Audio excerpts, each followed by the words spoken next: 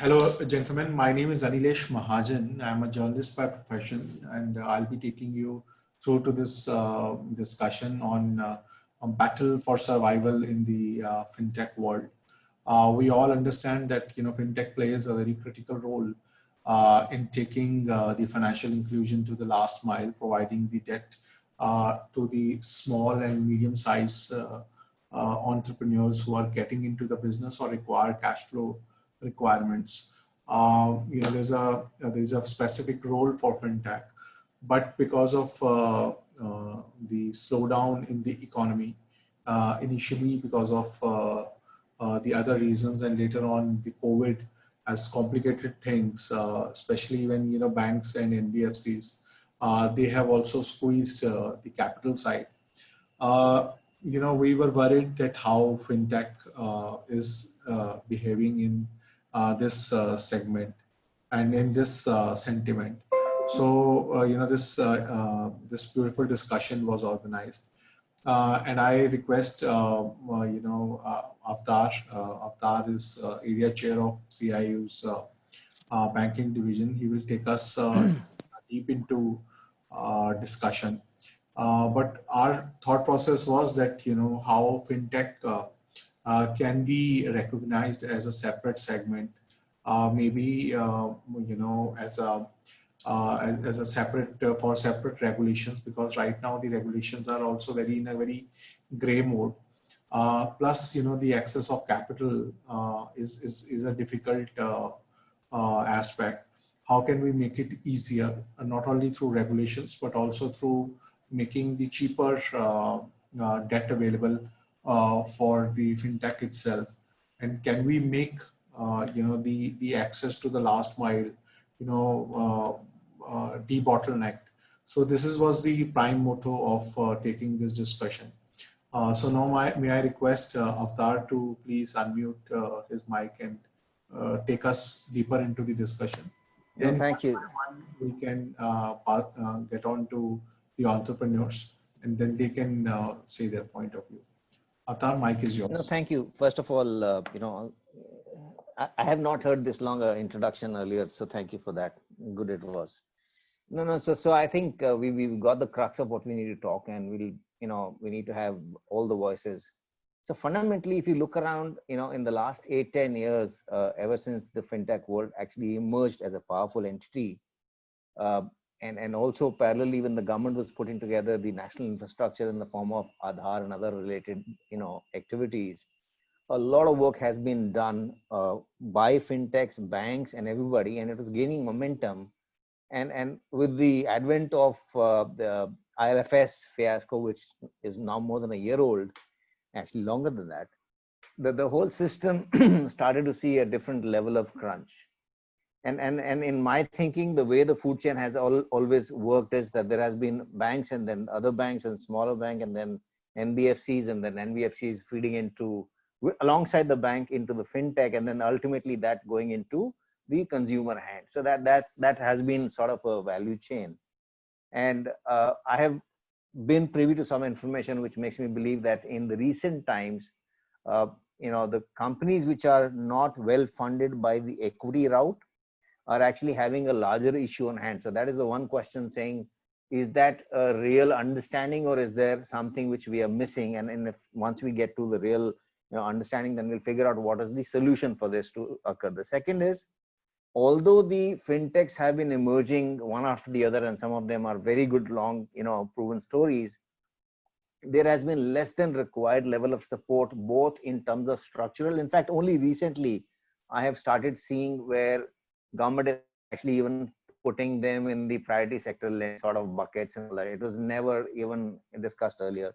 So are there things which could actually be applying? Because many of the industries, if you look back a few years ago, there was no proper focus on the housing sector. So then there is a NHB, kind of came into existence, and then there is a structure around that. Similarly, the MFI structure, came into existence because of, the whole focus on the last mile and the unbanked, population of this country, inclusion being a key driver there.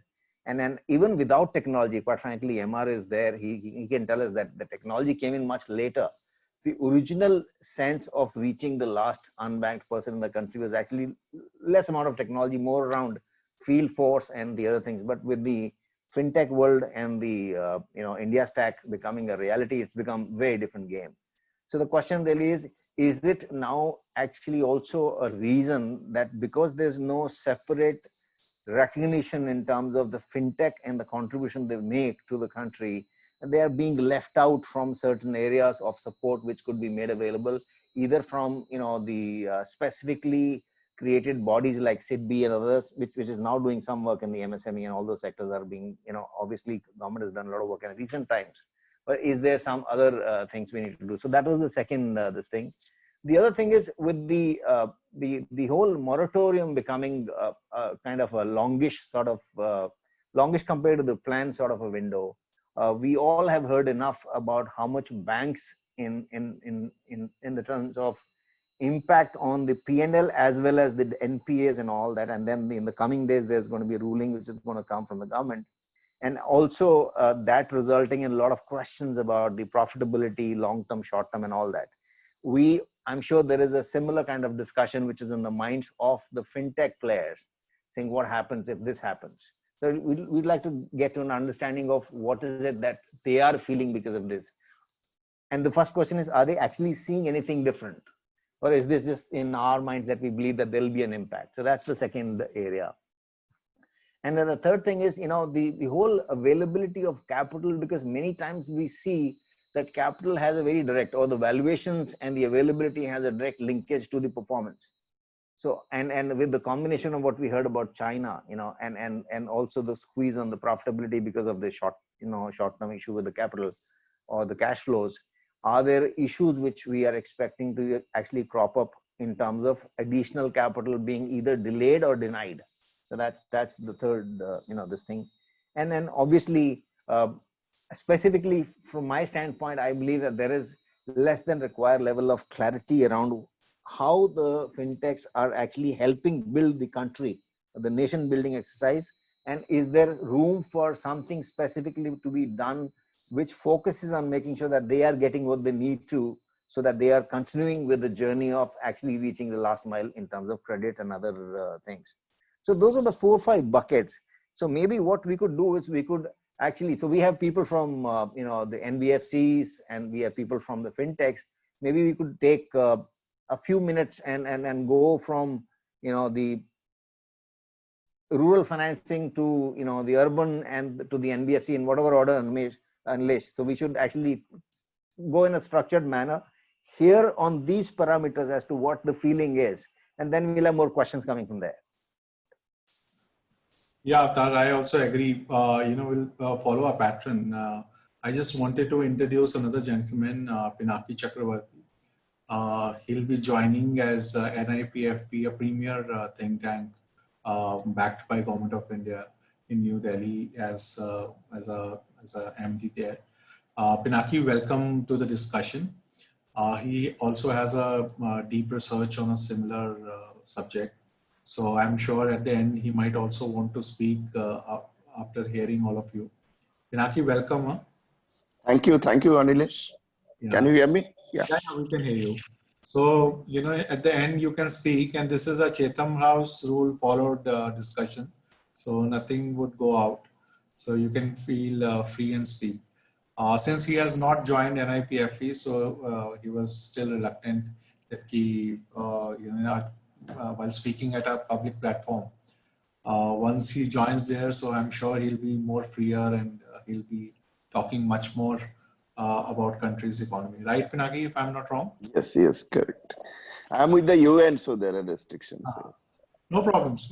At the end, we can hear your view as well. So now may I request Mr. M.R. Rao, he heads Bharat Financials. Sir, the mic is yours. Tell us, you are one of the biggest MFIs in the country. Tell us the experiences, how you are feeling the crunch. Mic is yours, sir. Please unmute. Yeah, thanks. Thank you. So, by the way, he may not feel the crunch. He's now part of a very large company called IndusInd Bank. Okay, but I still want to hear it from him. Go ahead, Emma. Yeah, thanks, Avtar. So we've been NBFC stroke NBFC MFI for the last 15, 16 years of our existence. We started off as an NGO, and 2 years back, I think we saw the writing on the wall that as you scale up in the business, microfinance business, where capital, which is one of the key issues that has been spoken about, we realize that it will become an issue. Capital either in the form of actually equity capital or debt capital. And at that point, tough time, we said if we were just about 10,000 crores, and now we are about 20,000 crores in terms of AUM we are handling. We have about 81 lakh women borrowers. All our borrowers are women. We took a decision that merger with a bank is the best option, because at least the bank will be able to provide the capital that we would require. So the idea was to become a 100% subsidiary. So we met Avatar when he was in IDFC. We met a lot of banks. And finally, we merged with IndusInd Bank. That's the long and short of our company. So I'll talk about the fintech piece, at least in the rural area, for a bit. I think this JAM, India Stack and all that stuff have really proven very useful. So for 15, 17 years that we've been focusing on women, we're slowly and steadily moving out of lending purely to women, and including men also. And so we, as a model, we have followed the joint liability group model for ever since inception. We are moving away from that model as well. So essentially our large game plan is, being in microfinance for so long has led us to a few conclusions. One, microfinance has succeeded in India partly because the credit was being delivered at the doorstep of the woman, and she need not come to the bank. She need not step out of her village, let me put it this way, for a loan. So all the loan application processing, so on and so forth, is being done at her doorstep. But we also realized that her savings, there is no equivalent process for savings, partly because NBFC MFIs are not allowed to take deposits from the women. So that was one of the reasons why we merged with the bank. So if you are able to provide the same level of service for her savings also, the 20 rupees, the 50 rupees, the 100 rupees that she saves every week or month, she should be able to park it in the bank account, knowing fully well that it is safe, you are given it back. So throughout India, if you see, in the absence of a robust banking structure, setup, network in the villages, women or men have always parked their funds with chit funds. And at the end of the year, most of the chit funds run away with the money, and women and families end up burning their pockets. I mean, it's a sad case. I mean, they've struggled day to day to save and to make their ends meet. And at the end of the year, somebody walks away with their hard-earned money. So you have seen the likes of Sahara, since it's a closed door, this thing, the peerless variety. Recently, there was a lot of chit fund scam, Sharda scams, and so on and so forth. So we decided the best way to get the woman to park her money in a bank is to get the local Kirana stores in villages to be the banking transaction points, a BC of a bank. So all we did was equip the Kirana store owner with an Android phone and a biometric device. Both cost about together maybe 5,000, 5,500.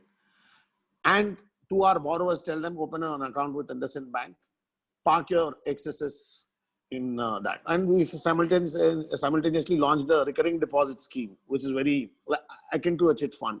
And we said you can park 50 rupees or 100 rupees every week in the recurring deposit. At the end of the year, you'll get, the multiples of that 50 or 100 along with interest. And the whole network has been built. We've been piloting this for years now. Now, currently, we have close to 20,000 Kirana stores in 20,000 different rural villages. As an organization, we are present in 1 lakh rural villages. So the grand plan is to have a Kirana store, an ATM equivalent point in these 1 lakh rural villages. Now, when during the course of the pilot, apart from the allowing the women to save,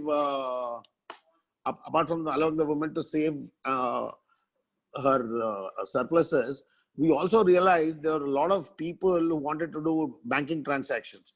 So send money, receive money, find out their balances in their accounts and so on and so forth. So in the last 1 year, we have realized transaction of through the Kirana store was in lakhs of rupees. And the funds were being not at any given point of time because people were coming throughout the month. The Kirana store with his or her limited working capital was still able to meet the needs of the borrower, whether receiving money from people who are working in the cities or sending money to kids who are studying elsewhere. Now, basis this, we said anybody who's done transactions with us for 3 times, we said, can we collect the passbook and see what their balances are and what their cash flows are like? And we have started this and we have done about 20,000 loans. So we are getting the passbooks through the, it's a very difficult process currently because we are searching for a good OCR solution. Essentially based on the balances in her passbook, we know her savings pattern and so on and so forth. And we are giving her a 20,000 loan or a 30,000 loan. And our ultimate aim is to have 6 lakh such outlets across the country, either a Kirana store or a small medical store and so on and so forth.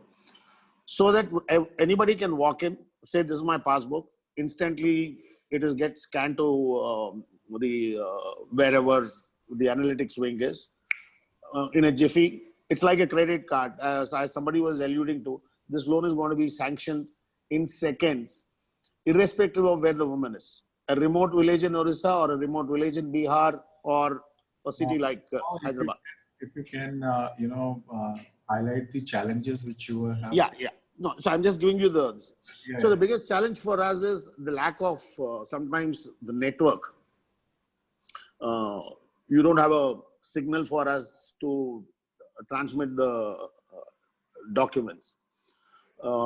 Today, technology-wise, we are looking at solutions, the OCR as it called, optical character reading. Are you facing access to capital as an issue?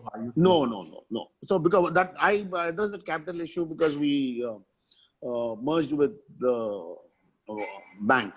The reason I'm giving you this long story, Anilesh, is that to make a point that technology, if it evolves further, it is already there. The building blocks are there, whether it's in India Stack or the Aadhaar account and stuff like that.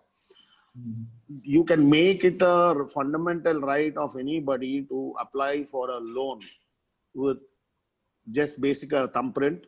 You verify his the credentials and a passbook so that you know whether he's credit worthy or not. Most of the people have bank accounts, and you can instantly credit his account with a loan. The challenges is, of course, signals are not consistently present throughout the technologies. Technology is another issue. The third piece is, see, when it comes to rural or the rural poor, especially, politics comes into huge play. We have been a victim of such politics in the AP state where we are headquarters, but we don't have a single customer now, where the AP government came up with an act called AP Microfinance Act, which effectively barred us from lending. So we have zero presence in the place where this company was founded. We are present in 19 other states from Bihar to Kerala and on the east, and from Assam to Kerala, let's say. And on the west, we are there until Rajasthan and Punjab. So political interference in this financial inclusion, since you mentioned, is a big this thing. Of course, it has subsided under this last 6 years because the central government's mandate itself was, financial inclusion and so on and so forth. I'll quickly allude to the question raised: is there an impact on this COVID moratorium and stuff like that? Yes and no. 90% of our borrowers are continuing to pay on time as on September 30th. 10% of the borrowers have a problem. But I think moratorium, in my personal view, was a bad idea, because effectively, while it gave the borrowers a relief not to pay, I think fundamentally the credit culture in the country has been spoiled through the 6 months holiday. Could there have been a smarter solution to make sure that the borrowers don't suffer during this COVID period? I think there are, but I think this decision was more of a knee-jerk reaction when people suddenly woke up one day and realized that COVID is spreading rapidly. We have to do something for the poor and for the general MSME sector, for the industry as a whole, because there was a total stoppage to commercial activity. With that, I'll pause and let others speak. But if there are any specific questions, I'll be happy to address. Thank you very much. Now may I request Brajesh ji. Brajesh Samantre is co-founder of Propelled. Brajesh ji, are you here? Please unmute yourself. Yeah, hi. My request to every speaker is to be precise, because we have already crossed the threshold time. So, we have to be very precise and very to the point. So, Brajesh, mic is yours. Yeah. So I'll give you a perspective from a young startup, as a founder. So we are into education lending, and we have a book of around 150 CR. So I'll keep the point to funding perspective. So from the funding perspective, what we feel is, because of the COVID situation and what is going to, and is, as you already know, both in debt and equity for small companies like us, the general scenario in the market is that, lending companies are not doing good, which is not the case, because this is a 1 in a 100-year situation. It's a black swan event. So for young companies, for us, for taking our group, book from 150 CR to the 1000 CR or whatever we plan to, that growth capital is limited. That has been one of the perspective that is happening in the market. Second, as Mr. Avatar said, this is one from the funding perspective. I will say what can be done to encourage companies, because the general perspective about lending is negative in the market for young companies. For companies which are established, that is not a problem at all. For fintech companies like us. Second, what we say as fintechs, the whole aim of fintech is to innovate. And when fintechs innovate, they somehow fail to comply to all rules of the RBI, because as the money flows, it flows from banks to NBFCs, to smaller NBFCs, and then to fintechs. So that is the way the fintech builds a distribution. So when you try to build a distribution channel and try to innovate on the underwriting and credit part, and you get into the last mile, you somehow miss all the rules. You somehow, you'll be missing the rules which RBI has. So it's very much imperative to have another, fintech should be judged from a different perspective rather than coming under the same rules as a NBFC is. So what my request is for this group, if we can, I think RBI is working on that direction. If something can be done where a different rule book and can be bid for fintechs where, innovation is a key part. So that is what I will take. So more on the funding and the, so innovation is being stopped because of the 1000 compliance rules which the fintech has to comply with the RBIs. So what you have any example, just one example quickly, so that we make a note of that and we'll debate it later. So for examples of a small ticket, for a small ticket size loan for around 25,000, if I want to give it in a village of Odisha and I want to digitally do it, for me, it is not possible to have a person there. So RBI says OSB is mandatory. I got it. Now that I know. So this is one rule, as I am saying, even for CIBIL pool, even if I need to pull the CIBIL, now they have come up. I am not I think for us, other players in the Royal, other players are also here from the education who also have those kind of model. So for a CIBIL pool, we have to depend on the NBFC. Here, I am actually giving to distribute build channel. So the small rules, my whole tech team time is spent on, adhering to the rules which RBI will come to rather than innovating. So if you are saying that you want to go to a digital economy, you have to look at it from a different perspective and lens. Otherwise, that innovation will never happen. Just this is one couple of examples that I'm saying. So there will be thousands, and no banks are willing to work with us even with our superior NPAs, because they feel if I work with a fintech and fintech is not adhering to the compliance rules, then it's a problem. So the business side of banks work, but the compliance team of the banks, they say no, we won't lend to fintechs because they have 1,000 rules to comply with RBI. So these are structural challenges that a fintech always faces, apart from the funding thing, which I feel is everyone in the lending industry, small companies like us who are in the hundreds of 150 to 200 CR dispersal around. This is good example. Yeah, just And yeah, I can write a note on this and what are the minimum I can get to them, I think, but we have limited time. Yeah, please, that will be a great help. You have our email IDs, you can share that. Sure. And also try to learn from how to build that last one, because in this group I find a lot of people who have actually done that, as sir also had said this. So I'll also love to know more about him. Sure. Thank you. Now may I request Rahul Gupta. He is CEO of Avanti. Rahul, mic is yours. And try to illustrate the challenges with, as Avtar was saying, that with some examples, so that it would be much easier for us to understand as well as put it in the report. Sure. Thanks, Anilesh.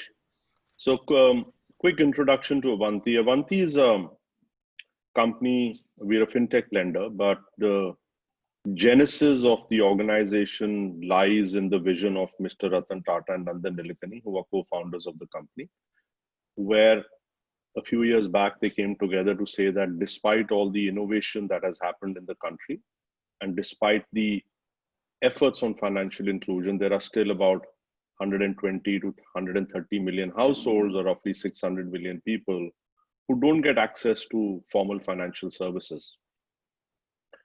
And so the role, in some ways, we're trying to play is improve the financial well-being of the underserved and unserved segment. And in some ways, probably what the microfinance industry did in addition to banks' efforts 10 years back, we're trying to take that additional step in a digital delivery model.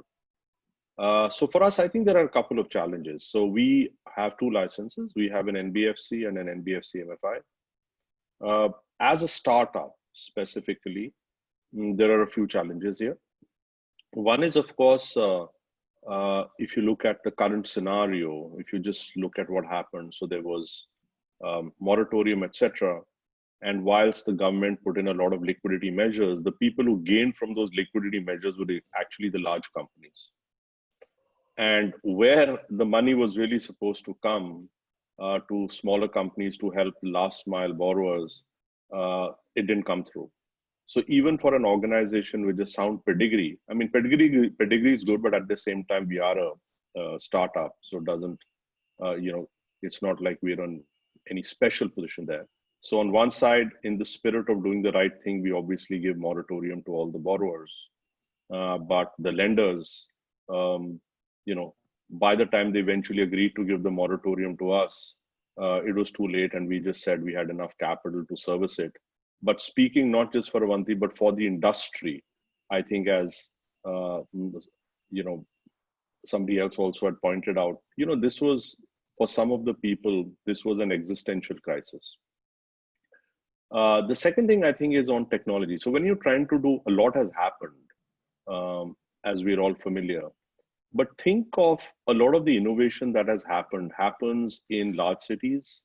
Even if you look at UPI, which is a whopping success, 1.8 billion transactions are done last month at a value of about 3.3 lakh crore. It is still serving about the top 100, 120 million people. It's people like you and me who use it. So when people don't have a smartphone, and that's the population we are trying to serve, those kind of innovations don't flow there. And that needs a completely different kind of technology infrastructure where the feature phone crowd also benefits. So today, our model is an assisted model. And when you're doing, it's not a self-serve model yet, it will be subsequently.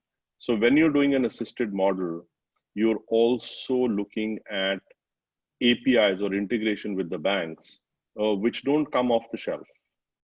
And some of you are bankers here, some of you have very large companies, very successful companies. So you would say that even today, when we're talking about new age APIs to solve problems, it's not readily available off the shelf, especially when, in our case, for example, when we're trying to solve for rural underserved.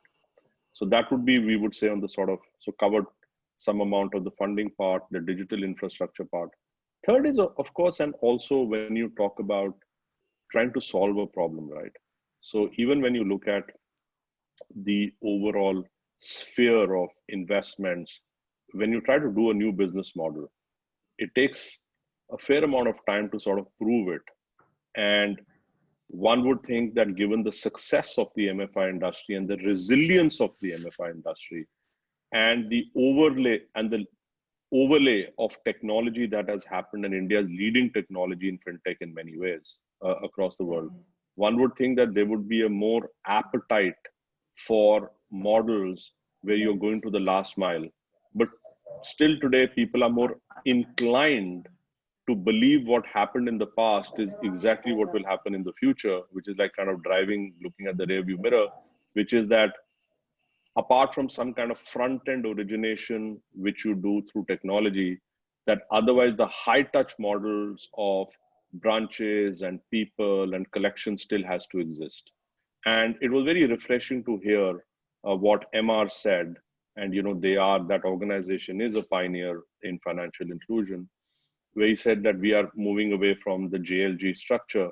And when we set up Avanti, that was one of our fundamental premises, that with the identity layer being solved through Aadhaar, with bank accounts being solved through Jan Dhan, everybody has an Aadhaar, everybody has a bank account who we're lending to. Why do we need to do JLG? And therefore you need to have products which are more bespoke and not community, not just based on groups. So those are some of the things we're doing. We are still early stage, and we are now getting into, we spent a lot of time building our infrastructure, our technology, because it's a different customer segment. We are going to be uncompromising in a digital delivery model. We don't want to mix it up. We want to make sure that we are building a business which mirrors India's digital infrastructure going ahead. And now we are getting into, so 2021 will be the year where we take our proof of concepts to, really expand the market. And, once hopefully, if the growth capital comes in, and we are very confident with the experimentation we've done on our digital spine, we are now ready to sort of expand. So those are some of the challenges and some amount of opportunities as well. So Rahul, one small question. This is Avtar. In your case, since you are backed by the very marquee names, do you also see a capital challenge? Yeah, so see, Avtar, in our case, while we were, the founders took it upon themselves to create an organization which would have a culture of digital first, which would be uncompromising in the segments that it was going to serve, which was underserved and unserved, and put together the technology and a world-class team behind it. And so they don't typically behave like promoters, they're like founders. So when we look at it, it's what we are trying to do. The challenges are because we're trying to do something very new. If in India, the market is very large. And if you try to just sort of copy something and you put a technology play, people are more receptive.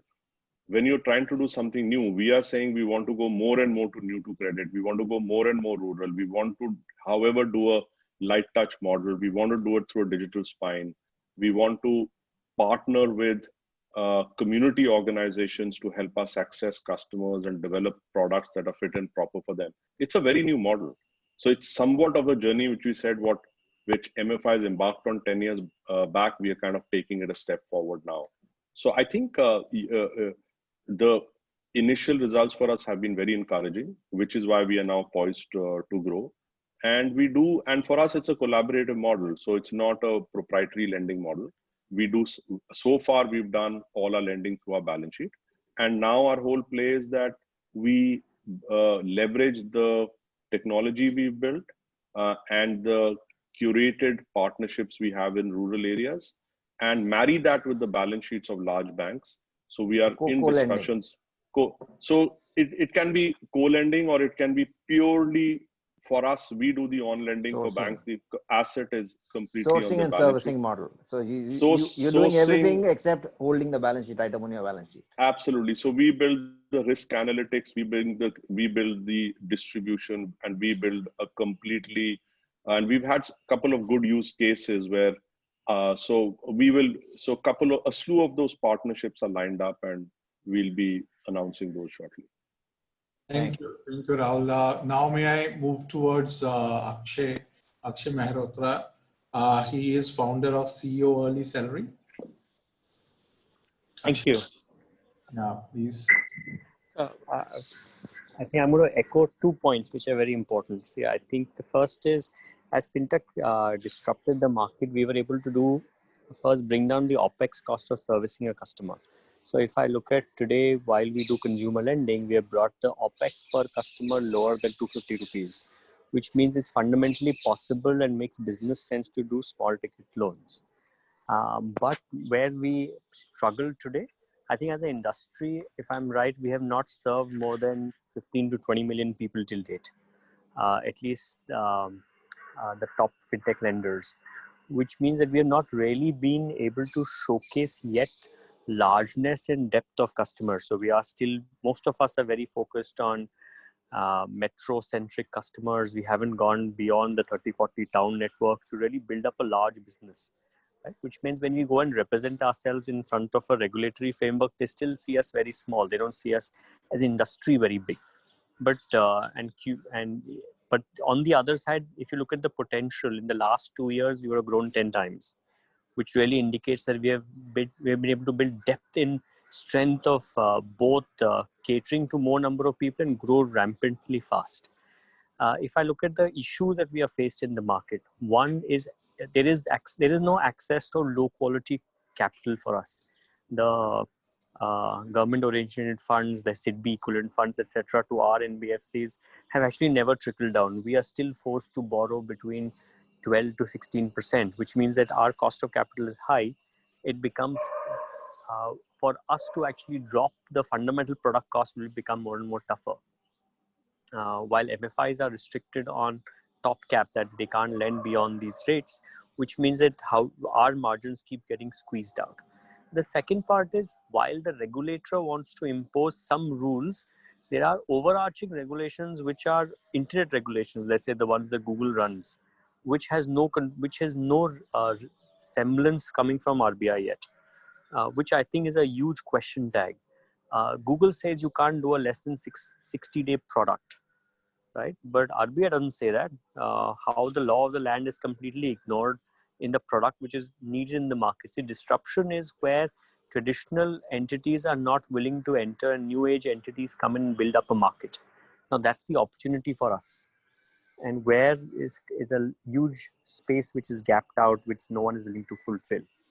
So they're the first 2 points. And if I look at fintechs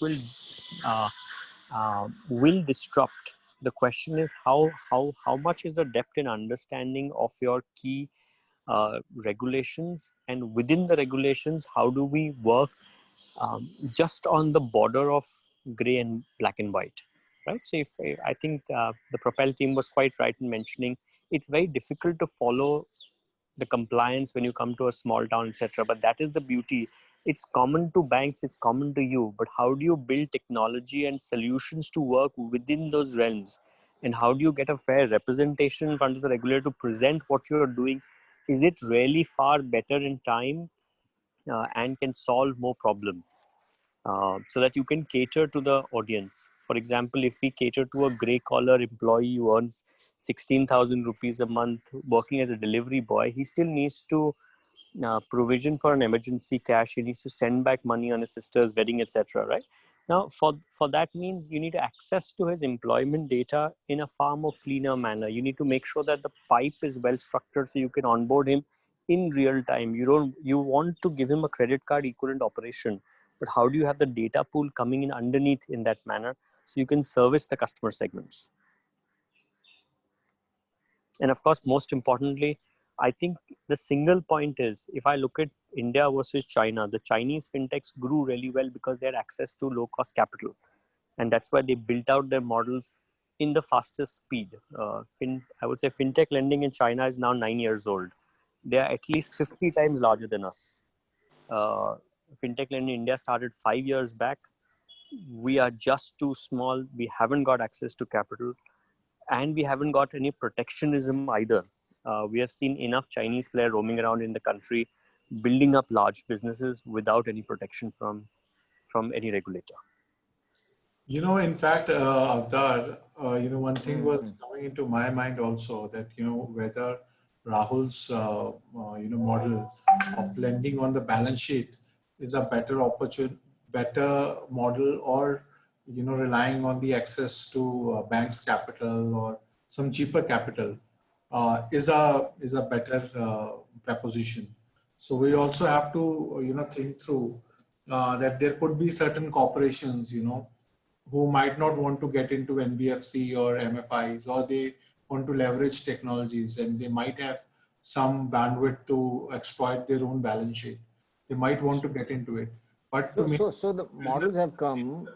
we have to build up, regulations and rules, maybe to identify fintech as a separate, business principle, and make regulations accordingly. Right now, we may differ on, how NBFCs are governed, or how cooperative banks are governed, but at least they are recognized as a separate business principle by RBI, but not the fintech, right? If I'm not wrong, Avtar? No, you're right. That's one of the questions, because this will all come together, because one, there's no framework which applies to them. It gives them a little bit more flexibility than a typical lender, which is one of the questions we just heard.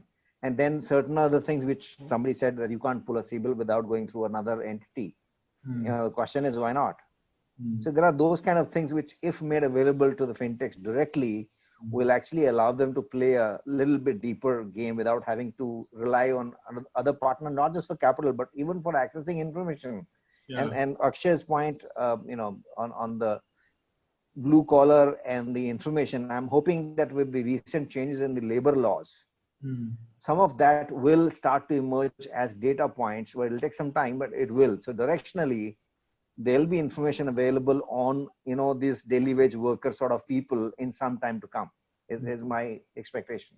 Yeah, and Avtar, if I may just add there, just a practical point. So let's say if you look at our model, where in the years to come, the bulk of the business will be done off our balance sheet. And today, partnerships is going to be the way forward for everybody, because India, if you look at the demand in India or the geographical spread of India, there's no entity which can go everywhere by themselves. Now, in the construct of partnerships also, then the regulations play a big part, because if I am an extension of, for example, a bank, and the bank finds value in an organization like Avanti or in another fintech, saying you're helping me reach customers that we can't reach ourselves, you are helping me do it in a way that is very transparent, because data is available real time, and you're helping us meet the economic challenge, because we can't do these small ticket loans economically, and they've struggled with that for decades. Now the question again is, what are the things that can be technically outsourced to the company? So today, if we go to a bank, it's like, if we want to do e-sign ourselves, the compliance guys of the bank, and actually you're allowed to do it, they come back and say, no, the e-sign has to be run through a pipe, and then you get into all these integrations, etc. So that's where also, in the context of digital and in the context of partnerships, regulations will play a big part. No, I think you're right, because this outsourcing policy, as it is called in the banking jargon, is a problem. It's so restrictive and limited in its nature, and it doesn't have the detail of the new age world. It is still in the old school. You can't do this. You can, very old school. Yeah, I think Raman has a point. Raman, go ahead. Both Avtar and Nilesh. So there are quite a few points. In fact, I have something to say, but I thought I'll just at this point say that let me speak later. I think we need to give others the chance and hear them out. then I'll speak later, react later, because I'm very interesting points coming in, which I would really like to add things on. Yeah. Sure, Ramanji. In fact, after the discussion, we will be making announcement of the next leg of this fintech discussion, which your team is working on, which P2P lending and the complex, especially when the the Chinese money is coming in there. Yeah. Not only that, and other points which people have raised. So we will be discussing about many of those. Sure. So maybe now we can request Varun Chopra. Varun Chopra also leads, a fintech company called Edu Loans. Varun, if you can unmute yourself. Yeah, English. Can you hear me? Yeah, Edu Ones, right? Yes. So he's CEO of Edu Ones. Varun, please, mic is yours. No, I mean, I have Rahil with me, who's one of my co-founders. Rahil, would you like to first give you a couple of comments? Thank you, guys. Anilesh and Avtar, thank you so much for the platform. A very quick background about EduOnes. We are a fintech. We are also an NBFC. We have a very clear-cut mandate that we give loans for skills and for education. So this pretty much aligns itself well with the development of India and the kind of premise that Anilesh, you had said and stated at the beginning of the meeting. What we do very differently is, create a kind of a platform where any learner who wants to upskill themselves, and this doesn't mean that this guy has to be in a college. This guy could be, as Akshay earlier mentioned, a blue collar guy looking to be the next computer coder, for example, or it could be a person who wants to just pick up skills like plumbing, carpentering. Essentially, these are the skills that India will also need. But the absolute challenge that today this borrower faces is no access to capital or no access to loans. Banks are not going to look at this guy and say, I'm going to give you a loan of 25 or 50,000 rupees. We basically take on that challenge and we solve for that. And just to reinstate or just to echo the thoughts earlier, my colleagues Brijesh, Akshay, when they mentioned, we do get hampered because as a fintech and NBFC, we don't have access to low quality funds. So when a SIDBI comes up with a fund, we don't get access. The RBI rate cuts don't get passed to us. What happens is these rates get passed on to, say, a Bajaj or to an HDFC. It typically doesn't get to us. So that is a big challenge. And when you complicate this further, because we don't have access, or there are a huge number of challenges that happen when you're trying to get money internationally as well. Furthermore, the only other request that we were looking at is that today the Indian government has made education loans per se a priority sector, and they made that as tax-free. We would argue that a skilling company today should also be given some similar flexibility, and also the loans that we give, which focus directly on education, skill building, should also be given some kind of an exemption from the tax, from the labyrinth way of how taxation happens. So these were some of the ideas that we wanted to bring to this August Council. Thank you. Thank you, Rahil. Thank you very much. Now let's move towards Pinaki. If he wants to add, Pinaki. You have studied, many of these segments yourself. If you want to add something here. Thank you, Anilesh, for this opportunity. And let me just begin by saying that this is a great learning experience and listening to all of you. And also, I don't work on fintech. I am a public finance specialist, work on taxation. So this is my my understanding in the subject is very, very limited. But what I understood from the discussion so far, and as you had said in the beginning, that you are going to make a document, a research policy brief kind of a document for further work and for policy advocacy, I have got a couple of suggestions. So by way of summarizing what the experienced people in the field have just said, I think one issue that comes out very clearly to my mind is about scale. I think someone mentioned a very important point, say, that we still cover only 15-20 million people. So if we have to really reach the unreached, and for that kind of a scaling up, what kind of strategy we need to adopt? Probably some thinking on that would give us a good, good understanding of the way forward. That's the first point I wanted to make, Anilesh.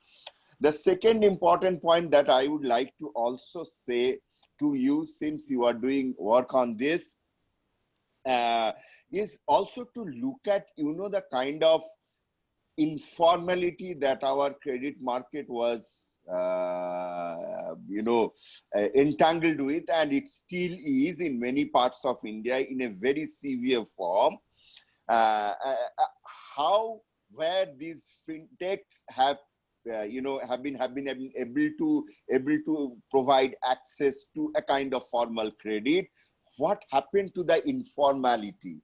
Whether this has reduced in cost in the informal market, and if it has happened, what are the channels? Even a bit of pile up in one or two places with quick data can really give you good evidence to convince how to expand, this sector, so that people have, we get from 20 million to say a much larger figure. That is the second point. The third and last point that I would like to submit to this august audience in terms of the work that we are doing, as you have said, that there seems to be a huge differences in treatment of fintech with other financial services, and in the process the functioning is being disturbed because RBI does not recognize some of the practicalities in working of the fintech at the ground level. So in that context, I would like an appropriate, scanning of where do we need a change in regulation, where do we need a change in rules, and even that documentation in your note can serve a very useful purpose for a very informed discussion. I wanted to make these 3 points. Thank you very much for this opportunity. Thank you, Pinaki. Thank you very much. We welcome Venkat Subramaniam ji from US. He has joined us. Good morning to you. We had a discussion on, various aspects of fintech, especially the challenges which the fintech industry in India is facing. So if you want to give, your American perspective or Indian American perspective, you're most welcome. Thanks, Anilesh ji. Namaste, everyone. Sorry, I overslept. I just woke up. It's early morning. Namaste, everyone. So, from fintech point of view, there is a lot of interesting developments happening here, particularly in payment areas. There is a lot of innovation going on, and blockchain marrying with all the other things. So that's one. And second thing, RPA, that is robotics process automation, is helping the fintech industry to develop. So I do believe that payment tech is one area which is getting very high valuations. Even I was told all the big tech players like Oracle and Amazon, everyone wants to play in the payment market. So the fintech revolution, the first thing will be payments. Second is robotics process automation. And the third will be more of making sure the workflow solutions. Any workflow which gets automated using artificial intelligence, machine learning, or blockchain, or combination of all of the above, and making the knowledge process improvements is going to be a big game. And the last piece is data science, which is marrying data science with fintech. Okay, I'll give one example. The company called Divi, which is a startup. Okay, I was just analyzing that. They married credit card, expense management, and integration with accounting system, plus travel solution, all four rolled into one. Okay, so that creates a lot of automation opportunities, and the valuations are skyrocketing in fintech industry. From Indian perspective, what is that we need to learn? Okay, in my opinion, we need to learn three things. One is we have to upgrade our technical expertise, knowing what finance is, and financial executives should know what technology improvements are. It's not separated. Person who is doing financial analytics should know what is data science. A person who is in data science should know what is financial analytics. Otherwise, we won't be leveraging our huge manpower, what we have, human resource in India. Second, we should create our own solutions. See, from an ancient age, if we really look at it, 300 years ago, India was the richest country in the world. The reason is India created its own ecosystem of the whole thing. Leveraging the technology, leveraging our manpower pool, rather than worrying about servicing foreign countries. India can service on its own, create a solution, whether it is Paytm is a very good example, okay? And particularly making payments easy, maybe a very big payment revolution with 1.4 billion people, we can create our own ecosystem on that. And the last piece is policy support. We have to identify this, how it is helping the complete supply chain of money, whether it is a self-help group or a microfinance. How do we create an enterprise solution to the last citizen of India?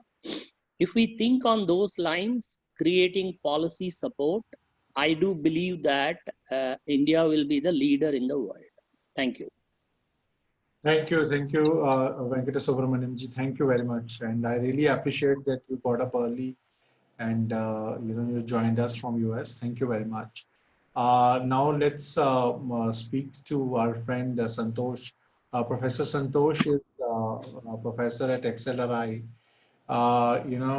Professor Saab, we were talking about creating regulations, separate regulations for fintech at RBI, and you study and teach monetary policy. If you can throw a light on how we can go about on the regulation side. Santoshi, mic is yours. Thank you, Anilesh, and thank you, everyone. Now, see, what I have to say might actually not, sound very pleasing to you, because if you look at the fintech domain, you can break down fintech organizations into standalone fintech, bank-affiliated fintech, bank-owned fintechs, and I've seen representatives of all three in this group. Now, if you look at it, most of the fintech companies in India are still focusing on B2C, and the B2C is a space where it's going to be very difficult to for fintech companies to grow further, because that's one area where there is already a lot of competition coming in from fintechs, from banks. Everyone is eyeing the same pie, right? So that leads to a big question mark about the future of fintech. And within the future of fintech, it's more about standalone fintech organizations whose future may be questionable, largely because of the reasons that this group has discussed, right? So one way of looking at it is, okay, what do we do to ensure that these guys can grow in the future, right? And continue growing the standalone fintechs. but other might be some, what can we do to ensure that there is some kind of a soft landing in the future? Maybe not now, in maybe next 5 years, 10 years, there may be a need for a soft landing, because if you look at similar instances, right, where technology has changed the financial world quite drastically. If you look at the online broking industry in the US, right, started off in a manner similar to fintechs, but then now if you look at it, online broking is to a large extent dominated by the same banks, the same NBFCs, right? So while, let's face it, uh, what in addition to making the operation, if you look at the banks on their own, their operational costs are also coming down, right? So while fintechs have the advantage in terms of lower operational costs, they are at a bigger disadvantage in terms of funding cost. So how do we, so what will be the future of fintech when this becomes a bigger problem, right? Especially funding side. So probably along with, whatever policy recommendations, etc., that you guys are looking at, you also need to have in place policy mechanisms which will allow, some kind of relatively seamless consolidation. Because if you look at the RBI, it's more or less going on a path of, leveling the playing field. And fintechs are also asking for something similar. But the moment you say leveling the playing field, means that the same consolidation and those norms of applicable to banks will be applied to fintech. And that's when a consolidation in the industry will be very difficult, right? So therefore, we have to be very clear as to what we are asking for, right? So one set is yes on the technology side, the other is on the funding side. The third is in terms of the regulatory processes. So when you're asking for regulatory processes, I think we need to first focus on the unique value proposition of fintechs, which is very different from what banks do. So personally, I think that efficiency may not be a unique standpoint, because banks can achieve it by simply buying a fintech company. In fact, that's what's happened in the case of Bharat Financial Services also, right? So maybe a bit of a pessimistic view, but I think this also has to be thought or taken into consideration. That's what I believe. So that's all I have. Similar also came into my mind. Thanks, Santosh, for articulating them beautifully. Thank you very much. Now may I request my another friend Yatish Jawar. He is one of the topmost business journalists in the country. His last assignment was he was managing editor of Dainik Bhaskar Group. He ran Business Bhaskar and DNA as well of the group. Yatish, Mike is yours. Plus, he also now runs a think tank called Center for Civil Society, and works very closely with the street vendors and people at the bottom of the pyramid. So Yatish, mic is yours. Please unmute yourself and help us with your experiences. Thank you very much, Anilesh. And I have enjoyed the conversation which has been happening till now here. I had one question and one insight, so to say. When I look at the underserved market, and all of you have alluded to that in some sense or the other, and some of you like Avanti are looking at serving it, which is the rural market or the tier 3, tier 4 small town, small city market, which is underserved, and the informal workers market. As you know that the informal workers constitute almost 80% of the total workforce in the country. Now this underserved market has a challenge of being not only underserved, but they do pay a higher cost to borrow whether it is from a fintech or an MFI. I mean, if you look at an MFI Yatish, I borrowing, think we have news in between. Hello? yeah, can you hear me? Yeah, we can hear you. Yeah.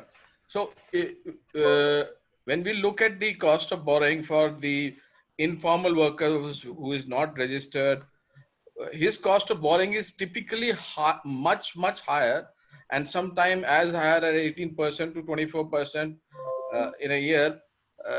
While the overserved urban market can raise money even for a personal loan between 14 to 18%. Now, this anomaly which exists in the system, I understood one part that there is a regulatory constraint here which the fintechs are not able to overcome. What else is there in the system? And when I talk about the system, within the digital infrastructure system and within the regulatory system of the country, that is preventing you guys to actually go from 15 million to 1.3 billion, so to say. So can I pitch in here, Anilesh? Yeah. Please, Mr. Madhav. Yeah. So I think NBFC is a four-letter word as far as the regulator is concerned. So that's one part. It's a very light touch regulation. RBI, from all the 36 years of experience in the financial services industry, I think the regulator is wary of NBFCs.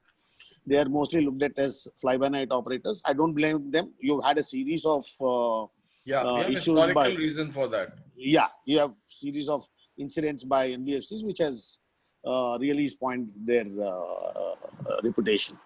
But the second larger point I want to make is, whether when we are talking about policy or regulation, I think this country we have been very slow, at least especially in the financial services sector, in terms of regulations, changing to suit the needs of the market.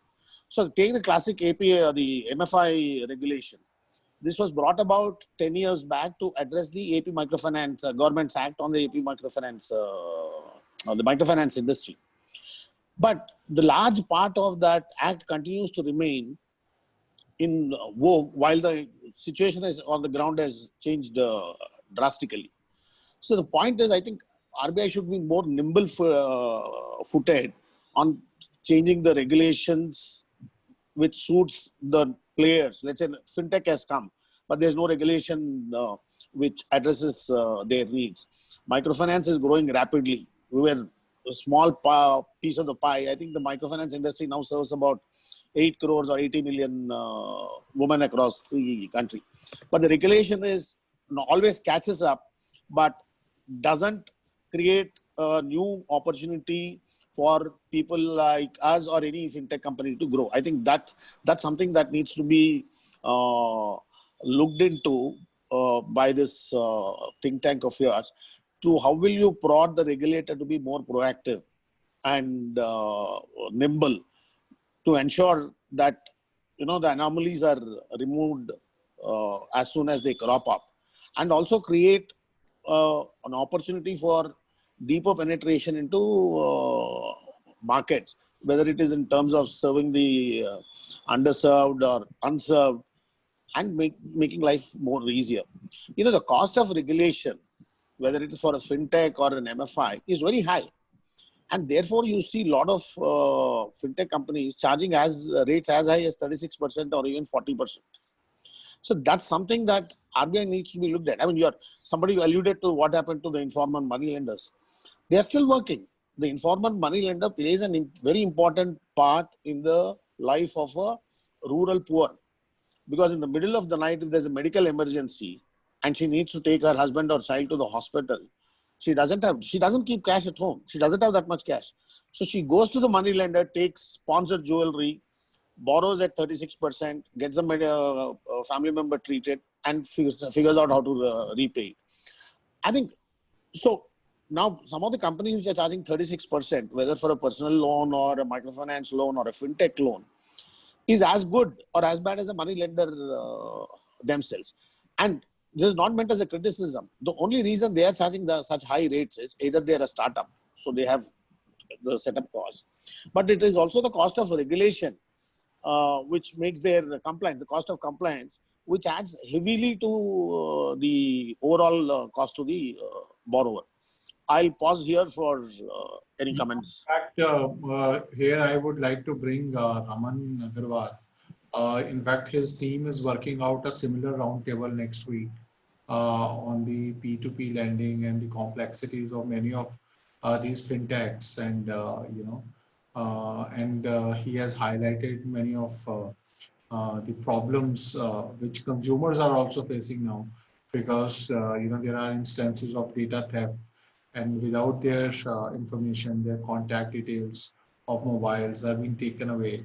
And there are other complexities also, because there are no regulations, there are no people who could take them to justice, and then breach of privacy still continues to be a civil suit. It doesn't qualify as a criminal case, so it becomes very complicated for a normal consumer. And especially most of these funds are being taken by either people from bottom of the pyramid, or people who are vulnerable, like students, or millennials who have just got into job, or they might have lost job because of COVID, and they have taken that debt. I'm sure Raman would slightly touch this topic, and we will extend the invitation for the same discussion next week, to all of you. You can all join and hear Raman and his team making all those points. Raman, but yeah, please feel free. Defend NBFCs. Anilesh, that's been my job for last 30 years. So whether it's before the regulator or anybody else, I've been doing it. So friends, yeah, I think, see, I look at this thing at a very different perspective. What I feel, as I said, with my 30 years experience in the NBFC space, and now we're seeing some kind of similar challenges in the fintech space. Pardon me saying, but I think foremost the fintech industry suffers from an identity crisis. I'll tell you why. Purely speaking, fintech is what? A financial technology. That means any company which is using technology, as people mentioned, artificial intelligence, it could be data analytics or blockchain, whatever, and which is used by the financial sector. Now, if within this community, we have the likes of very respected and gentlemen involved here who are into lending. Now, fintech per se, the phrase does not mean lending. It simply says financial technology. So we do have a lot of good companies who are doing a lot of technological innovations which are being used as tools by various financial players, banks, NBFCs, everybody is using. Whereas we have a category of fintech lenders, and which some of you are representing. Within the lending community, what we call, we often call them as, people are called as digital lenders or online lenders. The words are different. There again, there has been some area of grayness or confusion in terms of, we have, as some of you said, and I think as I see some of you are registered as NBFCs. So that's absolutely clear. You're doing a lending model like NBFC, but you're doing a digital lending using financial technology. Then we have people who are, using this as a tool for, as an extended arm of a bank or an NBFC. It means it's ultimately going on the balance sheet of the bank or an NBFC. And then there is another class of online lenders who are neither a bank, neither an NBFC, neither doing work for a bank or an NBFC, but a few, I may even use term, individuals getting together and getting into the business of lending.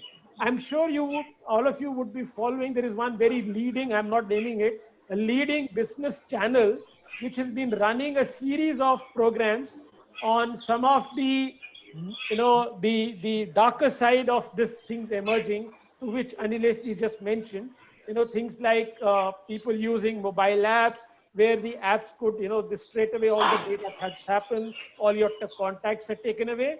And post-COVID, when, the recoveries were a challenge, then all sorts of unethical practices crept in. Those family members were being called, everybody was being called. And then it came that these entities are nowhere. I mean, nobody's regulating them because they're not a company, they're not an NBFC, so they are not regulated by RBI. And that's why it becomes a challenge that who they are answerable to, and all those questions of ethics come in. So I think foremost, the identity has to be very clearly presented. That I would differ by using, by saying that let's not restrict it to fintech. I mean, let's call ourselves, you people are the best, could be fintech lenders or digital lenders or whatever. And then being a regulated entity, obviously, now getting into the other aspect of should fintech lenders be treated as NBFC? I saw a question put up here. Well, see, we've seen another, the side, for example, I'll give you an example, the P2P lenders which came in India when P2P started in India. It took 3 years for the regulator to understand the model. And finally, I can share with you, since it's a closed door, that the regulator had said that since we could not put them in any other basket, we put them in the NBFC basket. So any entity which is a company doing any sort of lending is broadly classified as an NBFC and put under NBFC. That's the other part. Quickly, I'll touch upon 2-3 more important points before I think I rest my case here, because we can discuss this later on in the next session that we're going to about. There was mention about regulation coming in the way of the innovation and regulation coming in way of the flexibility. Let me share.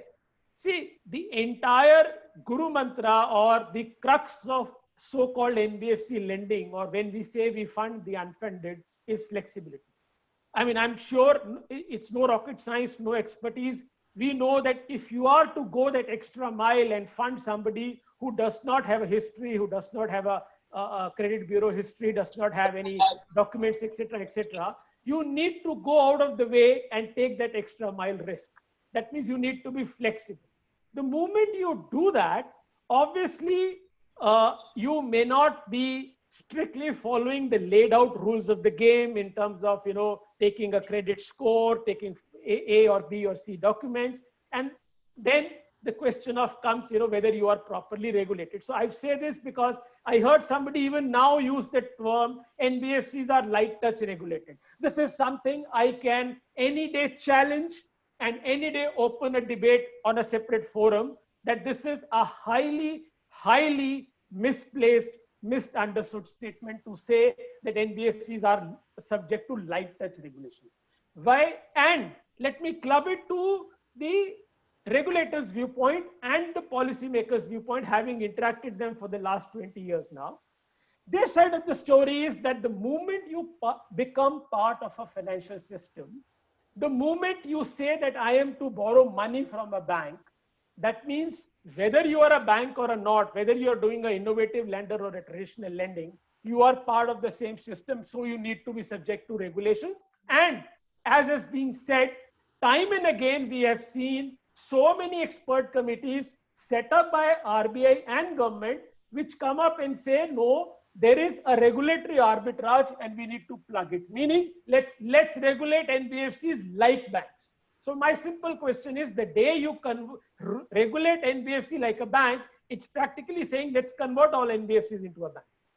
So you are saying that just because an apple a day keeps the doctor away, so let's convert all the oranges also into apples, because that's the most healthy fruit around, and kill the vitamin C which an orange has it. So there is a different set of. I'm throwing all this discussion because I think we've gone. What should I find short of words? Crazy talking about and discussing all these issues, but this is the facts of life which have come up. Finally, I'll stop by using one more opportunity. Of course, challenges, moratorium and all, I'm not going into, enough has been said, but there was a mention about the collaboration, wherein co-lending came, for example. I think if you personally ask me, we need to have a clear recognition for a bank, for an NBFC, even a fintech lender per se, and develop those collaborative models which we need to be taken up to the policymakers and regulators to ensure sufficient support. Because the biggest challenge for any non-bank player, whether you are an NBFC, whether you're an NBFC MFI, whether you are a fintech lender, is liquidity, is funds. Because ultimately, you are made dependent on banks for your funding. And we've seen for the last 2 years, ever since ILFS happened, banks are risk averse. They are risk averse. That's why we find lakhs of crores lying in reverse repo with RBI in spite of whatever measures have been taken. And I fully agree with the viewpoint that whatever liquidity schemes have been announced, it have ultimately resulted in liquidity flowing to a very handful of large NBFCs, and the larger universe of small, medium NBFCs, including the fintech lenders, have not been able to access that liquidity. So I think all these things we need to keep in mind. Let's keep this discussion in the next session when we go on. Thank you. Yeah. So most probably the next session would be either on Friday or Sunday, whatever date Ramanji would decide, and we will inform everybody about the same. Now may I request if somebody wants to ask any questions to or make some injunctions or remarks, they are free to do it. Just put their hi in the chat box, then I can call them out. Otherwise, we are moving ahead and winding up the discussion. Anybody who wants? Nawal, you want to speak? Nawal is a good friend, very good chartered accountant. And these days he is part of our sister organization called Bharatiya Vitt Salahkar Samiti. Nawal, mic is yours. Thank you, Anilesh. My question is to both the gentlemen, Mr. Avtar Moga ji and Raman Agarwal ji, one by one. How do we see in terms of fintech space in India, as compared to other countries? Do we really see at a macro level, some big gap that we have in comparison to the regulatory environment and the overall macro environment? If any two key points that come to your mind, sir. In fact, if I could add, Venkatraman Subramaniam ji, he runs a fintech in US. He could also share his perspective. Avtar, if you don't mind. Yeah, let's go with him first. Venkataji, if you have. Yes. So what is the question, Anilesh ji? Our friend Nawal, he asked that if we compare, the regulatory aspect, especially with the developed world, how, Indian fintech is seen differently from, say, in the US, So what is the difference like? Right, Nawal, if I have articulated it very correctly? Yeah, that not only on the regulatory side, but also on the environment side, macro environment side. What are the top two differences that come to your mind, sir? See, basically, American fintechs are funded by private equities for better valuation. Okay, it's not a regulation that matters, because they do believe anytime you have 97% recovery, you are doing a good job. Okay, 3% NPAs are expected, and you should write it off. As long as you make money more than that, private equities are fine. See, I'm from a private equity world, and I'm basically a CFO in life, and the last 10 years I'm with different fintechs. Okay, right now I'm running a restaurant based fintechs. We support 10,000 restaurants in America. Okay, so there is a lot of segment specific, vertical specific fintechs are coming. They not only solve the financial problem, also their process problem and supply chain problem. Coming back to your question, in my opinion, it's not the regulation which will solve the problem. Creating the culture of borrowing and returning money, creating a credibility in the system. The problem is that credibility part is missing. We always assume regulation is a solution For default, we don't assume 97% people are honest. Our system is designed in India to assume 97% people will cheat if there is no regulation. That cultural mind shift is needed. That's why from capitalistic point of view, how America won is, first they have ratings, they have underwriting, strong underwriting, okay, and that underwriting and rating has an underlying aspect of trust in the system. How do we create a trust and credibility so that people can have an access to the whole thing? And that part is missing. We don't do a lot of homework. We are always a top down people. And in my opinion, that has helped America to give the solution. That's why it's growing big. And the last piece is how do we make sure creating a very good sound technology platform which can act as a last mile access or other thing. So if we work on infrastructure aspect of it, it's like 20 years ago Atalji started this big highway project.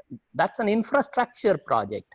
So what is the fintech infrastructure needed, and who can support and invest the infrastructure which can ultimately take care of most of the problems? 80% of the problem can be solved by infrastructure.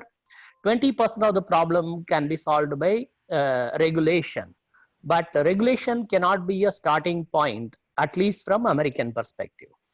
I don't know whether I answered your question, but Thank you so much. I'm answering from American angle, that's all. So Avtar and Raman, if you want to comment. No, so since I have seen a bit of America in my life, see, the thing is that my experience working for a very large bank for many years in the US is that regulators have well-defined frameworks, and they just want you as a bank to just go by that. They do not get into the detail of who are you working with, how is that thing working, as long as you are declaring that you've looked at everything and they are fine. The other thing is, in the US, the fintech scale is very different. In India, while we have lots of fintechs, I don't think of anyone which has really hit a scale, and that's the point somebody made. 15 to 20 million customers for a country which has got the 1/5 of the world's population, right? So there is a definite need for us to figure out how do we become like what, I mean, in the US, the companies which are even doing lending, Cabbage and all those companies are, billions of dollars of book and actually churning very, very fast. Companies like Cube, which are doing payment transaction, and now they're getting into lending, and also the scale is massively different. For if you do a relative analysis in terms of how many people are there in America and how many transactions they do, it's phenomenal. Here it's ulta. But thankfully, in the last 8-10 years, after this Aadhaar and all thing have come, and the digital transactions are expanding, hopefully in the next 5 years, that's a real opportunity. So when you build scale, you will build a lot of other things with it. And somebody said it, that growth is an important parameter for us to consider as a driver in the coming times. Raman? Let me add a totally different angle to it. I mean, I look at it this way. See, once again, I'm drawing parallel from the NBFC sector. Now, NBFC sector in India has a very, very long history, hundreds of years back. The fact that this sector not only survived all the turmoils, it grew. Finally, it also became part of the mainstream financial system today, is being regulated by the same regulator today and part of the lot of policy making decisions. I think it has carved out a place for itself in the society. And to that extent, my experience is that NBFC space in India, to which I think, I consider fintech lending to be a modern version of the NBFC. So basically, you guys are using technology as the key point. To create an independent space in India. And that is why I have always argued against the term of shadow banks being used for any non-bank financial player especially in the lending space. Why I say so? Because this has a direct manifestation when it comes to regulation and policy making, because then you are looked at as a shadow bank, meaning doing something shady, which we are not. So I think that is where Indian non-bank financial players have made quite a few difference. I say this with some authority, having interacted and currently also in the process of working with World Bank on certain projects, that Indian NBFC space has been unique and done a fantastic job over the years. Unfortunately, there has always been a tussle of being pulled when it comes to regulation to be akin to banks, but when it comes to lending, we need that extra flexibility and support. So I think I put it in a different perspective. Thank you, Ramanji. Thank you very much. Now, we are moving towards the end. I believe most of us are now through. So may I request Sundaramji. Sundaramji is convener of Swadeshi Jagan. If he wants to speak, and then we will move towards Ashwiniji. Sundaramji? And I'm really thankful that despite being traveling and you are on your way still, you joined and heard most of us. No, I'm in a car. Yes. Yeah, this is I always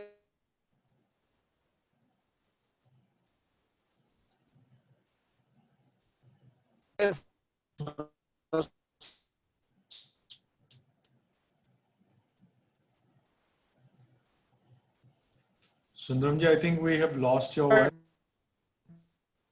I think, sir, if you can switch off the camera, maybe it may help.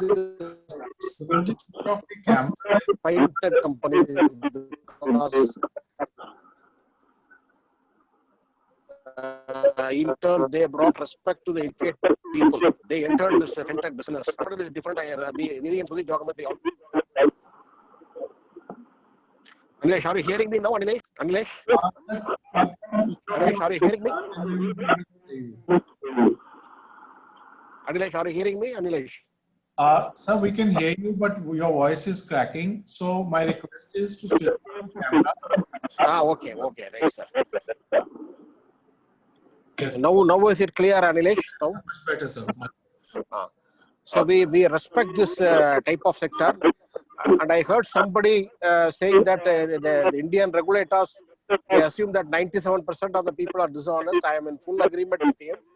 The Swadeshi government always believes that we should place our trust on the people and the regulation should be the last resort. So I really agree with him that too much of regulation is there in the country, that should go. And finally, because they are getting money from different countries, but now the Chinese stores have been stopped both by the government and also because of the pressure by organizations like Swadeshi Jagan Manch. And we think that we have to get an alternative for this type of funding sources. Anyway, you are going to have a next session, Anilesh. We will definitely discuss on that. But definitely, one thing is very sure: this fintech sector needs all sort of assistance from every type of institution. This is what, on behalf of the government, I want to say. Okay, thank you. Ashwini, we won't be able to hear we're not able to hear much of it. So we'll be, I think you can participate in this. And especially since you are also an economist, the onus is on you to articulate.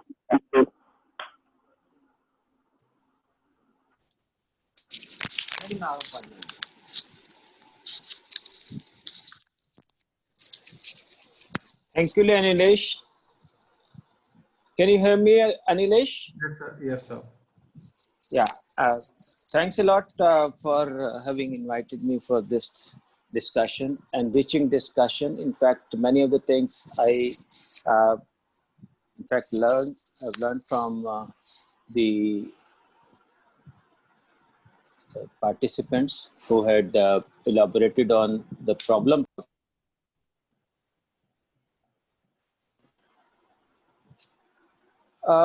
In fact, I look at this whole issue as something which has emerged in the recent years, and the technology has made all the difference. We look at e-commerce, e-payments, fintech, then many other new platforms emerging, and some of them are desirable, some are undesirable, and there is hardly any law to really regulate them.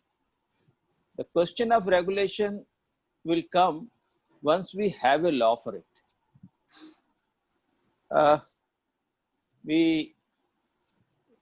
I keep discussing with the people with regard to the various apps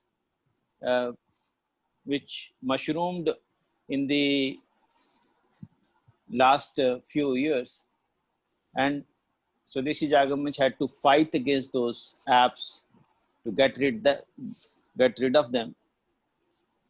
The other day I was approached by one of the TV channels to discuss about the Chinese fintechs, those who are, breaking all rules to make use of the technology in a wrong way. Sir, Ashwini ji, ma'am, program that discussion, would be happening next week. Which Raman I know that. See, and the whole scenario which has emerged because of the technology changes asks for, at least regulation before the regulator, because regulator will come only when the regulations are there. So far as the fintech is concerned, as we understand, like NBFCs, the last man delivery, the last man reach is possible if and only if we make it more convenient for the people to reach out to the financial solutions. NBFCs had been doing good job. Fintech, by use of technology, can do it better. But I feel fintechs will may not come under the NBFCs per se, the same regulations, but there has to be some regulation for the overall technology being used in the different sectors. And maybe we have to sit together, take a holistic view of the same, because we are, facing the problems of new apps emerging in, new gambling apps, new in the name of fantasy sports. We are getting so many other things in the name of the use of technology. Therefore, to have a healthy growth in the financial sectors, in these fintech companies, I think we need to sit together, as you have also already suggested, that we may discuss this whole issue and then make some suggestions about the regulations before any regulator is appointed for the same. Thank you. Thank you, Ashwini ji. Thank you very much. And CIO's team will prepare a note on today's discussion. Plus, the discussion which Ramanji and his team would be doing in the next week. We'll make a big comprehensive report on financial technologies, and we'll circulate it, amongst all the speakers as well as people who have participated, so that they can also give their afterthoughts. And I'm sure Avtarji and Ramanji would make it very tight and make some solid policy recommendations as suggested by most of the speakers, and along with the experience which you both have. So we look forward to that report. And with this, I thank you everybody. Thanks everybody that they have taken out their time, and many of them have stepped out because of their busy schedule. I really appreciate that they took out the time and joined us. And on behalf of Aditya Malik, co-founder of CIU, I thank you all. Thank you. Thank you very much. Thank you everybody for your time and participation. Thank you. Raman ji आप रुकिएगा 5 minute. Okay.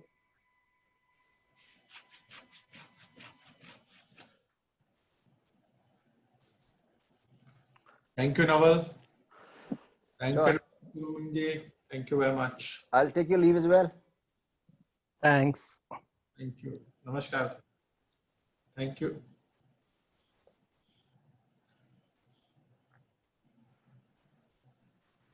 Recording कर लीजिए मंजर.